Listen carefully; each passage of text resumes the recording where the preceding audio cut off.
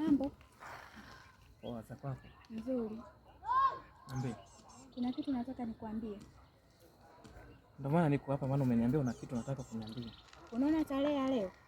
Wakati huu saa hii mimi naomba na wewe tuachane. Yaani mimi na wewe kifupi tuachane. Siwezi kutembea na mwanaume maskini.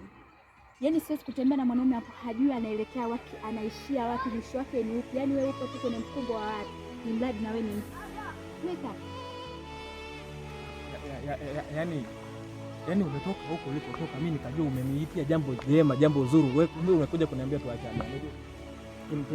Tunaachana vipi hivi? Yaani tunaachana kama tulivyokutana. Sasa sawa. Sasa masuala ya hela yameingiliana wapi? Maskini mwingine. Kwa wewe kwani kuna hela sisi? Kwani kuna hela? Wewe unaonaje? Kwetu kuna hela Tombana, nimekuambia mimi na wewe siwezi kutembea na mwanaume maskini ambaye hajui anapoelekea, hajui anaishia wapi. Sawa.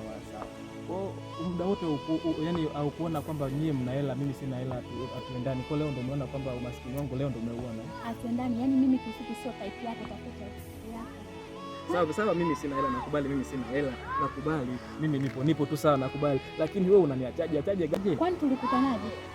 Tulikutana barabarani, tukaachania barabarani. Kaka ambacho uelewi nini?